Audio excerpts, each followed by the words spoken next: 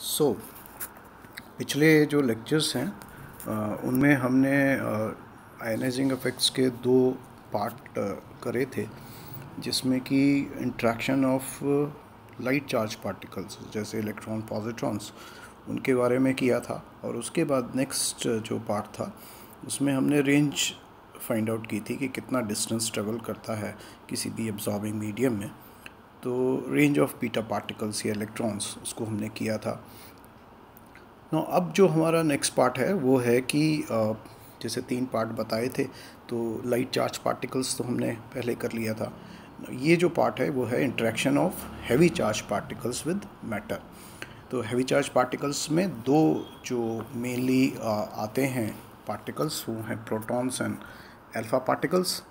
और जब भी ये प्रोसेस होता है तो ये बहुत सिग्निफिकेंट प्रोसेस है, और जिसके अंदर की हैवी चार्ज पार्टिकल जो है वो अपनी एनर्जी लूज़ करता है मैटर को पास करने में। और ये इनइलास्टिकली होता है, क्योंकि एनर्जी लॉस है इसलिए इनइलास्टिक कोलिजन होता है विद द एटॉमिक इलेक्ट्रॉन्स। इसकी वजह से क्या होता है कि जो इलेक्ट्रॉन्स होते हैं एब्जॉर्बर के, एक से ज़्यादा भी हो सकते हैं, वो या तो जैसे पहले भी बताया था चार्ज पार्टिकल में या तो एक्साइटेशन होगा या आयनाइजेशन सिंपल होगा। और इस केस में एनर्जी लॉस जो है वो इंसिडेंट पार्टिकल का हो जाता है। ऐसे प्रोसेसेस में जो काइनेटिक एनर्जी है वो पूरी की पूरी जो है वो एब्जॉर्बर को दे दी जाती है थ्रू एन इलेक्ट्रोमैग्नेटिक इंट्रैक्शन। और जैसा कि इलेक्ट्रॉन में भी होता है और जो आपको बताया भी था, तो हम इनमें जो दोनों प्रोसेसेस हैं, एक्साइटेशन भी है आयनाइजेशन भी है, इनको हम ओवरऑल आयनाइजेशन ऑफ एटम कहेंगे, क्योंकि कुछ चीज़ें जो हैं वो इसके अंदर बहुत स्मॉल क्वांटिटी में होती हैं। जैसे कि हमने एक चीज़ पढ़ी थी कि क्या इलास्टिक स्कैटरिंग हो सकती है। सो इन प्रोसेसेस जो हैं उनमें इलास्टिक और दूसरी तरह के इनइलास्टिक कोलिजन्स भी हो सकते हैं न्यूक्लियस के साथ एब्जॉर्बर एटम के, और न्यूक्लियर रिएक्शंस भी हो सकते हैं, और रेडिएशन लॉस भी हो सकता है। लेकिन इस तरह के जो प्रोसेस हैं वो बहुत ही प्रोसेसेस जो हैं वो ऑलमोस्ट नेग्लिजिबल कंट्रीब्यूशन करते हैं टोटल एनर्जी लॉस में। और इसलिए जब हम इस आर्टिकल को पढ़ेंगे तो उसके अंदर हम इनको कंसिडर नहीं करते हैं, क्योंकि हमारी जो एनर्जी रेंज है वो 0.1 MeV टू 5 MeV करीब होती है। इसको समझने के लिए करें क्या कि मान लीजिए कि एक फास्ट हैवी चार्ज पार्टिकल आ रहा है, उसका चार्ज +Ze है, और वो एक ट्रेजेक्ट्री फॉलो करता है, स्ट्रेट लाइन ट्रेजेक्ट्री। और एक सपोज़ कीजिए जो है हम एक इलेक्ट्रॉन मान सकते हैं कहीं y एक्सिस पे, at a certain distance from the origin, at a certain distance b, जिसको इम्पैक्ट पैरामीटर आपने कहीं पहले पढ़ा होगा क्लासेस में।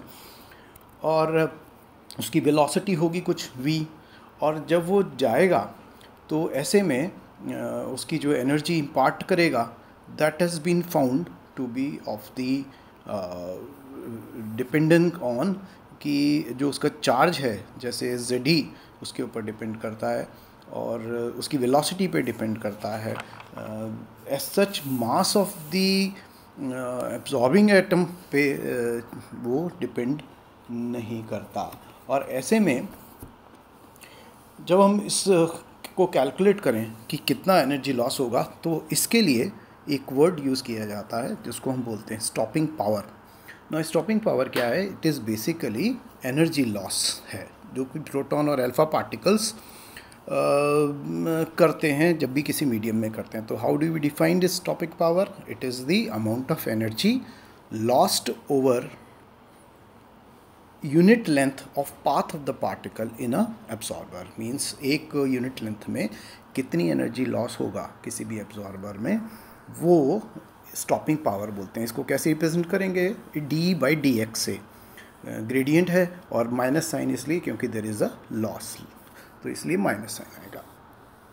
और यदि हम इसके अंदर जो कैलकुलेशंस में नहीं है, बट हम इसको समझने के लिए सपोज़ कीजिए हम एक रिलेटिविस्टिक कैलकुलेशंस करते हैं जो कि QD में आता है प्रोसेस, तो इसको हम इस तरह लिखेंगे SE is -d/dx = 4πe² small z²।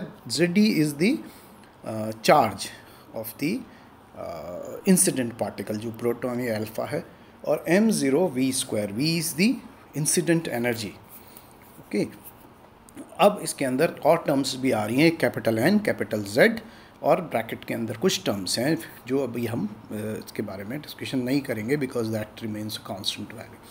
तो इसके अंदर जो स्टॉपिंग पावर है ये कुछ चीज़ों पे डिपेंड कर रही है। एक तो charge of the absorber, then it depends on the atomic number, or it depends on the charge of the incident particle, depends on the energy of the incident particle, and therefore और Z जो है यहाँ पे atomic number of absorber है और एक charge of the ionising particle है small z। तो इस तरह से, और I एक जो वैल्यू है जो ब्रैकेट के अंदर है वो उसको हम बोलते हैं मिनिमम एक्साइटेशन एनर्जी, मीन्स जो मिनिमम एनर्जी रिक्वायर्ड होगी उस प्रोसेस के लिए वो I से रिप्रेजेंट किया जाएगा। तो इस केस में तो स्टॉपिंग पावर जो है वो हैवी इंसिडेंट चार्ज पार्टिकल के ऊपर डिपेंड नहीं करता, और ये फंक्शन है उसकी सिर्फ वेलोसिटी और उसका चार्ज। क्योंकि ये इम्पॉर्टेंट इसलिए है कि यदि स्टॉपिंग पावर को अगर हम मेजर करना चाहें, मान लीजिए प्रोटॉन के लिए, तो स्टॉपिंग पावर फॉर किसी भी अदर न्यूक्लियर पार्टिकल के जो भी एब्जॉर्बिंग मटेरियल में है उसकी सेम वेलोसिटी होगी कैलकुलेटेड, जिसको हम कह सकते हैं z² times the stopping power for the protons. तो that is very important conclusion कि इसको हम इस तरह से कैलकुलेशन कर सकते हैं। नाउ अब इसमें कुछ और चीज़ें हैं जो कि हमें इसको समझना ज़रूरी है। और दूसरी चीज़ है कि स्टॉपिंग पावर की अगर हम रिलेशन देखें तो उसके अंदर ये जो हैवी पार्टिकल्स हैं उनकी वो वेलोसिटीज़ को 1/2 m0 से रिड्यूस कर देता है, ब्रेक कर देता है। तो और ऐसे में लो एनर्जी पे जबकि ये चार्ज एक्सचेंज भी हो सकता है एटम्स के बीच में, क्योंकि आपको पता है जब दो light charge particle they can combine, so इसके अंदर चार्ज एक्सचेंज भी होता है। और हैवी पार्टिकल जो है वो मल्टीपल चार्ज पार्टिकल जैसे अल्फ़ा पार्टिकल्स हैं उनके अंदर इस तरह से एक चार्ज एक्सचेंज हो सकता है फॉर लो एनर्जी, और फॉर लो एनर्जी के लिए देयरफॉर जो हैवी पार्टिकल है वो उसका जो इफेक्टिव चार्ज है वो लेस देन Ze हो जाता है। ओके, नो नेक्स्ट इसमें जो क्वांटिटी हमें पढ़नी है 2-3 चीज़ें हैं। एक है रेंज, एक स्पेसिफिक आयनाइजेशन, एक स्ट्रैगलिंग, एक एक्सट्रापोलेशन रेंज और मीन रेंज। सो इनको समझने के लिए हम अभी आज जो पार्ट करेंगे वो स्ट्रैगलिंग तक करेंगे और समझेंगे, फिर उसके बाद उसको पिक्टोरियली जो है वो नेक्स्ट लेक्चर में करेंगे। नाउ कैसे करें, मान लीजिए एक mono energetic beam of heavy charge particles आते हैं और ऐसे में वो जब मैटर से पास करेंगे तो वो अपनी एनर्जी लगातार लूज़ करेंगे, और ऐसे में नंबर ऑफ पार्टिकल्स जो हैं उनकी संख्या चेंज नहीं होगी, it will not change, there will be no change in the number of particles in the beam. और ये जो पार्टिकल्स हैं वो इवेंचुअली लूज़ करेंगे अपनी सारी एनर्जी और एक रुक जाएंगे। तो ये जो डिस्टेंस ट्रैवल होता है इस पार्टिकल के द्वारा जब वो कि पूरी तरह स्टॉप हो जाता है एब्जॉर्बर, इसको हम बोलते हैं रेंज। तो range is the distance travelled by particle until they are stopped in the absorber.